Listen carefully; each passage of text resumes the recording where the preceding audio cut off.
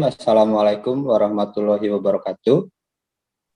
Waalaikumsalam warahmatullahi wabarakatuh. Perkenalkan, nama saya Tria Permana, saya CPNS di Kabupaten Tasikmalaya, kerja saya di SDN 1 Cipaci. Baik, pada kesempatan kali ini kami, terutama saya dan teman-teman saya dari kelompok 1 Angkatan 3 Latsar, akan mencoba melakukan diskusi mengenai profesionalisme ASN sebagai pelaksana kebijakan publik. Nah, di sini saya tidak sendiri, saya akan mencoba memperkenalkan terlebih dahulu rekan-rekan yang akan menjadi narasumber pada diskusi kali ini. Yang pertama, Ibu Sri Fauziah, SSI, silakan bisa disampaikan tangannya. Kemudian yang kedua, Ibu Marni Sumarni, SPD, bisa dilambaikan, Bu, tangannya.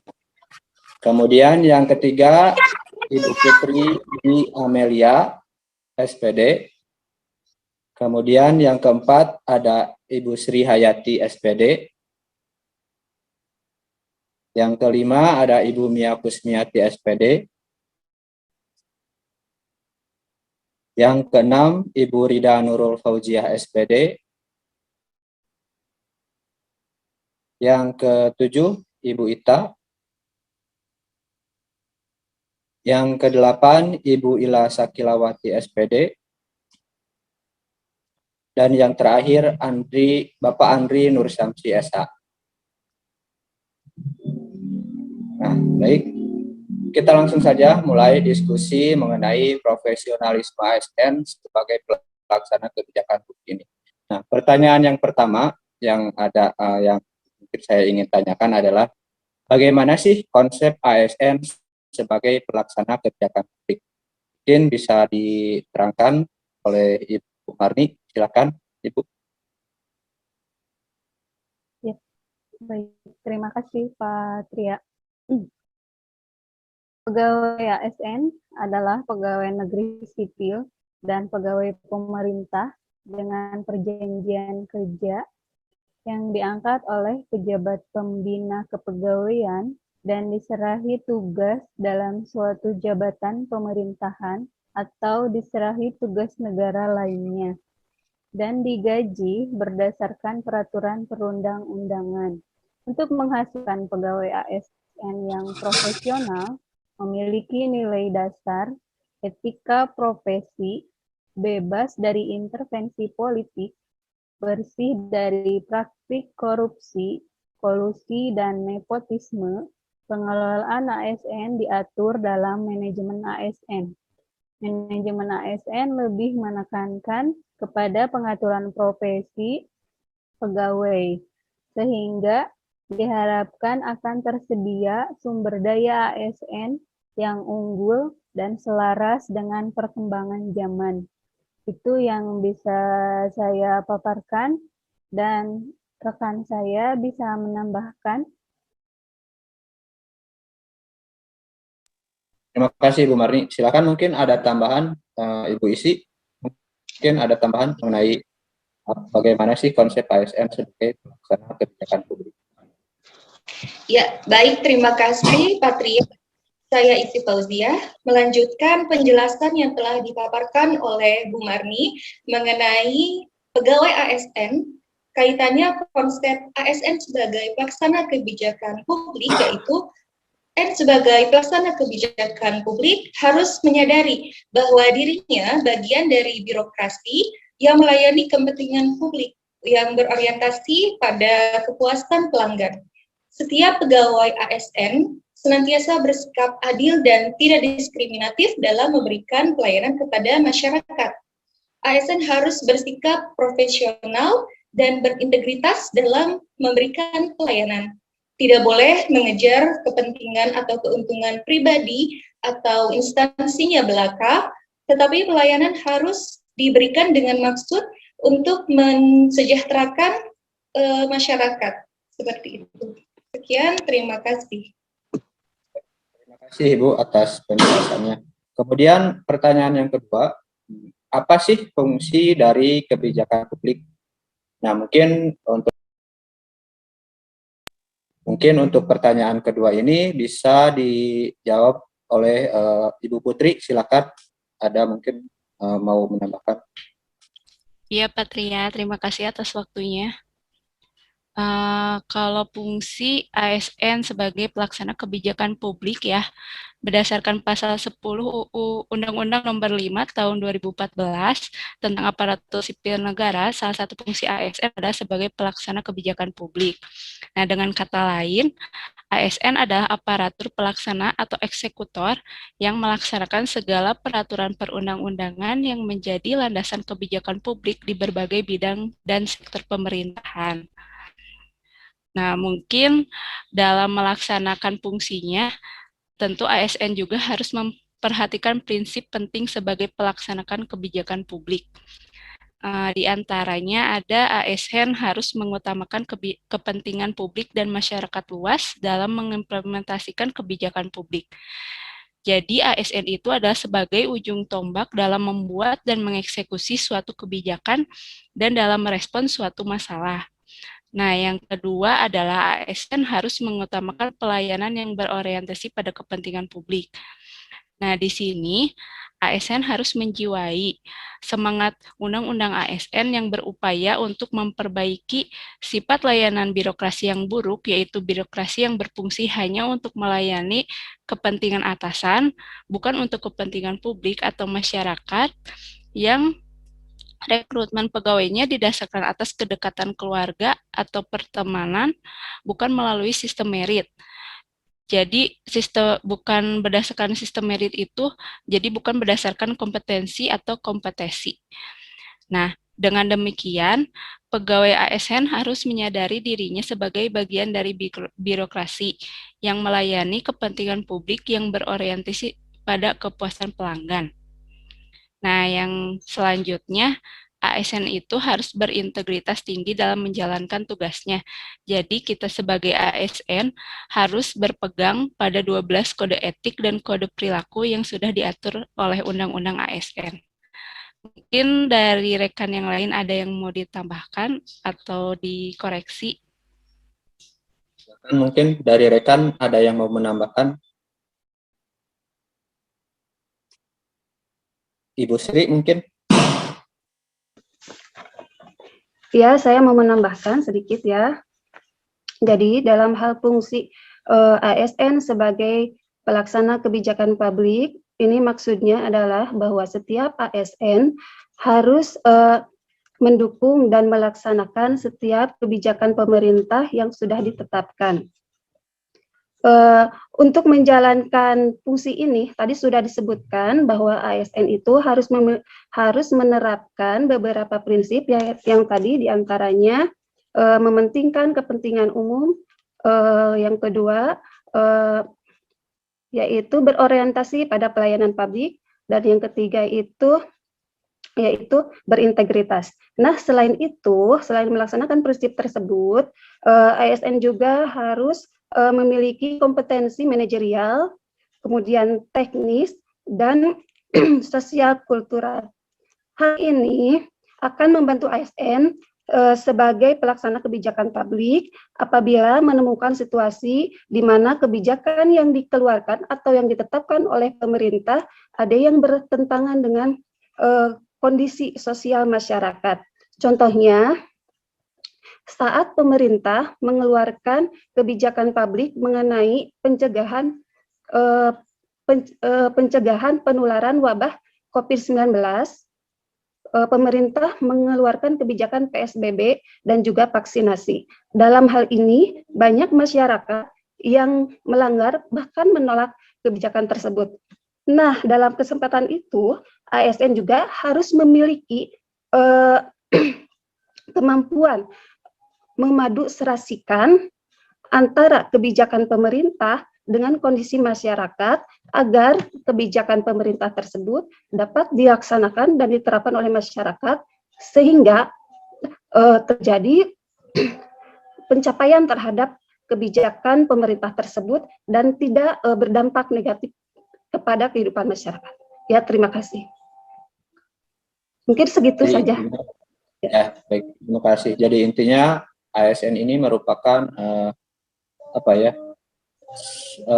tolak ukur dari terlaksana tidaknya kebijakan publik itu sendiri. Nah, kemudian untuk nomor 3, pertanyaan nomor 3, apa sih best practice atau penerapan yang baiknya gitu, penerapan yang baik dalam pelaksanaan kebijakan publik ini? Mungkin bisa dijelaskan oleh Ibu Mia, apa sih best practice dari pelaksanaan kebijakan publik ini? Silakan, Ibu Mia. Ya, terima kasih Patria. Di sini saya akan memaparkan best practice tentang kebijakan pemerintah dalam penanganan kasus virus COVID-19. Yang pertama adalah langkah awal pemerintah, yaitu dengan menyiapkan 100 buah rumah sakit sebagai tempat perawatan pasien atau orang yang terindikasi corona. Langkah ini merupakan pelayanan dan pencegahan yang disiapkan pemerintah agar pasien dapat mendapatkan perawatan yang tepat dan agar tidak berbaur dengan masyarakat lainnya, sehingga penularan virus corona dapat diminimalisir. Yang kedua, deteksi dini sebagai bentuk pengawasan di 19 area yang memiliki akses langsung ke Cina, yaitu Jakarta, Padang, Tarakan, Bandung, Jambi, Palembang, Denpasar, Surabaya, Batam, dan Manado. Mengingat Indonesia adalah negara tujuan wisata. Kita sebagai ASN harus mendukung dan melaksanakan kebijakan yang diatur oleh pemerintah, yaitu dengan cara jaga diri, jaga semua dengan menerapkan protokol kesehatan, dan memperketat masuknya warga negara asing ke Indonesia. Seperti itu, Pak. Mungkin ada tambahan dari Ibu Rida mungkin mengenai best practice dari pelaksanaan kebijakan publik yang ada di kita. Ya, baik. Nah, kebijakan pemerintah dalam menangani COVID-19 ini namanya menambahkan dari Bu Mia, yaitu pengawasan ketat di jalur masuk ke Indonesia dari negara lain, meliputi bandara, pelabuhan, dan pos lintas batas darat. Nah, pengawasan itu dilakukan untuk memastikan bahwa dilakukannya seluruh prosedur pencegahan penyebaran virus corona. Nah, selain itu juga agar dilaporkan penumpang yang dicurigai terpapar virus. Selain itu juga pemerintah menyiapkan alat pemindai suhu tubuh, baik itu di bandara ataupun di pelabuhan. Nah, jika misalnya ada yang terkena, maka harus disiapkan ruang isolasi bagi penumpang yang terindikasi atau terpapar virus. Nah, selain itu juga kebijakan pemerintah yang selanjutnya adalah Menkes menyebutkan bahwa penting untuk memakai pelindung lengkap saat penanganan. Nah, sebenarnya pemakaian pelindung lengkap ini bukan hanya ketika menangani pasien yang terpapar, tetapi juga misalnya untuk para petugas yang ditempatkan di tempat pengawasan. Selain itu juga bahkan kita ya sebagai orang yang tidak terpapar virus harus melakukan pencegahan dengan cara memakai masker, kemudian menjaga jarak dan menghindari kerumunan. Seperti itu, Pak. Terima kasih. Selanjutnya adalah apakah ada bad practice atau bad practice pelaksanaan kebijakan publik? Mungkin bisa dijelaskan oleh Ibu Ila, silakan. Ya, terima kasih Patria. Saya akan menjelaskan bad practice dalam pelaksanaan kebijakan publik. Nah, sebelumnya saya telah melakukan benchmarking mengenai bad practice dalam pelaksanaan kebijakan publik melalui internet ya dari artikelnya yang diterbitkan oleh Sindo News. Ya, artikelnya diterbitkan dengan judul Tidak Transparan ke Publik, Anggaran COVID-19 Rawan Disalahgunakan. Di dalam artikel tersebut dijelaskan, Freedom of Information Network Indonesia atau FOINI mendesak pemerintah terbuka terkait laporan penggunaan anggaran untuk penanganan COVID-19. Nah, FOINI menilai ketertutupan pemerintah mengenai penggunaan anggaran COVID-19 ini tentu saja meningkatkan peluang terjadinya penyalahgunaan anggaran dan tindak pidana korupsi. Info ini mencatat pada 20 Maret hingga 9 Mei 2020, Presiden Joko Widodo telah menerbitkan paket kebijakan. Bagian dari paket kebijakan tersebut adalah pemerintah menyiapkan komitmen anggaran sebesar 905 triliun rupiah. Ya, jumlah yang sangat besar sekali. Nah, ketidaktransparanan anggaran tersebut membuat rawannya penyelewengan anggaran. Salah satunya yang baru-baru ini terjadi adalah kasus penyelewengan bansos bantuan COVID-19 oleh Menteri Sosial Juliari Peter Batubara. Nah, seperti yang tadi telah dijelaskan oleh Ibu Putri, dalam Undang-Undang Nomor 5 Tahun 2014 tentang Aparatur Sipil Negara dijelaskan bahwa pegawai ASN bertugas salah satunya adalah melaksanakan kebijakan publik yang dibuat oleh pejabat pembina kepegawaian sesuai dengan ketentuan peraturan perundang-undangan. Dalam pasal 12 juga dijelaskan bahwa pegawai ASN juga berperan sebagai perencana, pelaksana, dan pengawas penyelenggaraan tugas umum pemerintah dan pembangunan nasional melalui pelaksanaan kebijakan dan pelayanan publik yang profesional, bebas dari intervensi politik, serta bersih dari praktik korupsi, kolusi, dan nepotisme. Tindakan penyelewengan dana bansos tersebut merupakan hal yang melanggar perundang-undangan dan dalam pelaksanaannya tidak bersih dari praktik korupsi. Nah, prinsip pelayanan publik yang baik untuk mewujudkan pelayanan prima adalah salah satunya transparan. Dalam penyelenggaraan pelayanan publik, pemerintah sebagai penyelenggara pelayanan publik harus menyediakan akses bagi warga negara untuk mengetahui segala hal yang terkait dengan pelayanan publik yang diselenggarakan tersebut. Nah, dari yang telah saya jelaskan, tindakan penyelewengan anggaran dan ketidaktransparanان tersebut tidak mencerminkan profesionalisme seorang ASN dalam pelaksanaan kebijakan publik. Hal tersebut tidak sesuai dengan yang telah dijelaskan Ibu Putri lagi tadi, yaitu mementingkan kepentingan publik dan berintegritas dalam menjalankan tugas. Nah, adapun solusi dari kasus ini adalah dengan meminta kepada seluruh kementerian atau lembaga atau instansi pemerintah, baik di pusat maupun daerah, untuk secara berkala menginformasikan kepada publik melalui situs resmi masing-masing instansi mengenai perubahan anggaran yang diperuntukkan untuk penanganan COVID-19 dan pemulihan ekonomi, sehingga jika sudah transparan, maka publik juga dapat mengontrol anggaran tersebut dan diharapkan dapat mencegah terjadinya penyelewengan anggaran atau tindakan korupsi. Mungkin sekian. Teman yang lain mungkin bisa ada yang menambahkan. Mungkin silakan, ada yang mau menambahkan, Ibu Ita? Iya, ada yang... saya menambahkan, Bu Ila, menambahkan sedikit, Pak. Pemaparan dari Bu Ila sudah sangat lengkap. Saya hanya menambahkan sedikit saja dari penjelasan Bu Ira. Tentang best practice-nya,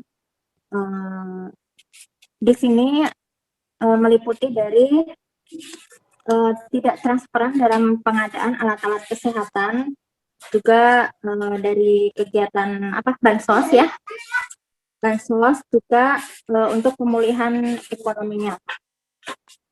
Nah, strateginya memang yang terbaik adalah yang terpenting itu harus ada transparansi ya, apalagi di masa yang krisis kepercayaan publik terhadap kebijakan pemerintah yang berjalan saat ini. Untuk selanjutnya, memaksimalkan pengawasan pemerintah ya, pemerintah pusat di bidang-bidang yang terkait. Selanjutnya adalah dengan memberikan anggaran yang terperinci, karena selama ini anggaran yang mungkin ada beberapa yang di share ke publik ya, yang dikirim ke publik itu hanya secara umum saja dan belum rinci. Terus untuk selanjutnya yang sangat penting juga harusnya ada sanksi atau hukum yang jelas dari penyalahgunaan kebijakan ini. Saya rasa itu sudah cukup Pak untuk best practice-nya. Baik, terima kasih Bu atas pemaparannya. Mungkin inti dari apa yang kita bahas adalah bahwa profesionalisme ini sangat-sangat diperlukan bagi ASN sehingga pelaksanaan kebijakan publik bisa terlaksana secara paripurna.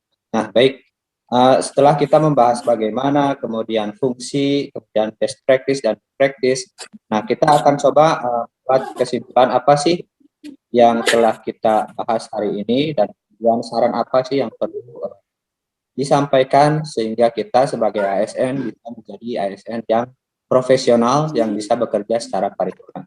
Mungkin untuk kesimpulan dan saran bisa dijelaskan, bisa ditambahkan mungkin oleh Pak Andri, silakan Pak Andri. Baik, terima kasih Pak Tria. Jadi kesimpulan dari diskusi kita kali ini dengan tema profesionalisme ASN sebagai pelaksana kebijakan publik. Yang pertama, konsep ASN sebagai pelaksana kebijakan publik, yaitu pegawai ASN adalah PNS dan P3K yang diangkat oleh pejabat pembina kepegawaian dan diserahi tugas dalam suatu jabatan pemerintah atau diserahi tugas negara lainnya dan digaji berdasarkan peraturan perundang-undangan. Kemudian ASN sebagai pelaksana kebijakan publik harus menyadari bahwa dirinya sebagai bagian dari birokrasi yang melayani kepentingan publik yang berorientasi pada kepuasan pelanggan. Kemudian setiap pegawai ASN harus bersikap profesional dan berintegrasi dalam memberikan pelayanannya. Kemudian yang kedua, kesimpulannya fungsi ASN sebagai pelaksana kebijakan publik, yaitu tertera dalam pasal 10 Undang-Undang Nomor 5 Tahun 2014 tentang aparatur sipil negara. Salah satu fungsi ASN adalah sebagai pelaksana kebijakan publik. Secara teoritis, kebijakan publik dipahami sebagai apapun yang dipilih oleh pemerintah. ASN adalah aparatur pelaksana yang melaksanakan segala peraturan perundang-undangan yang menjadi landasan kebijakan publik di berbagai bidang dan sektor pemerintah. Kemudian ASN harus memperhatikan prinsip penting sebagai pelaksana kebijakan publik, yaitu ASN harus mengutamakan kepentingan publik dan masyarakat luas dalam mengimplementasikan kebijakan publik. Kemudian ASN harus mengutamakan pelayanan yang berorientasi pada kepentingan publik. ASN harus berintegrasi tinggi dalam menjalankan tugasnya. Kemudian yang ketiga dari best practice, contohnya dalam pelaksanaan kebijakan publik, yaitu kebijakan pemerintah dalam menangani COVID-19. Antara lain, pengawasan ketat di jalur masuk ke Indonesia dan negara lain. Kemudian deteksi dini sebagai bentuk pengawasan. Kemudian Menkes menyebutkan pentingnya memakai pelindung lengkap saat penanganan COVID-19. Kemudian pengawasan untuk memastikan dilakukannya seluruh prosedur pencegahan penyebaran virus corona, melaporkan penumpang yang dicurigai terpapar karena virus corona, menyiapkan alat pemindai suhu tubuh, dan menyiapkan ruang isolasi bagi penumpang yang terindikasi terpapar virus corona. Kemudian selanjutnya dari best practice pelaksanaan kebijakan publik, contohnya yaitu tidak transparansinya ke publik anggaran COVID-19 yang rawan disalahgunakan. Hal ini tentunya meningkatkan peluang terjadinya penyalahgunaan anggaran COVID-19, kemudian tidak transparansinya anggaran dalam pengadaan alat-alat kesehatan, bantuan sosial yang terdampak insentif pajak, dan pemulihan ekonomi lainnya. Kemudian dari best practice tersebut mempunyai strategi pemecahan masalahnya, yaitu pemerintah harus transparan dan menginformasikan secara berkala kepada publik melalui gugus tugas di tingkat pusat atau daerah serta situs resmi masing-masing instansi. Kemudian memaksimalkan pengawasan oleh pihak-pihak terkait. Anggaran dibuat terperinci karena umumnya yang selama ini dibuka di publik masih bersifat umum dan belum rinci. kemudian yaitu mempunyai sanksi hukum yang jelas.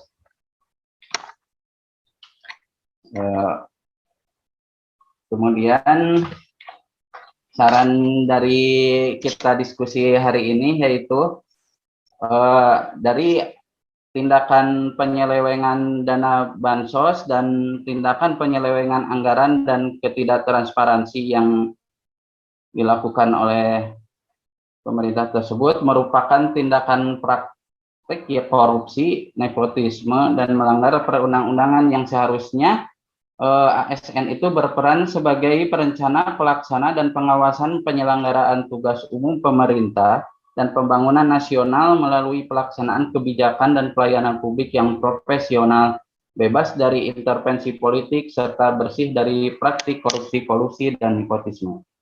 Demikian kesimpulan dan saran dari saya. Kembalikan ke Pak Triat. Terima kasih. Jadi intinya apa yang kita bahas di sini adalah bahwa profesionalisme ASN ini sangat diperlukan, karena pada akhirnya nanti kita ASN sebagai pelaksana kebijakan publik yang bertanggung jawab terhadap nantinya pelayanan publik yang baik.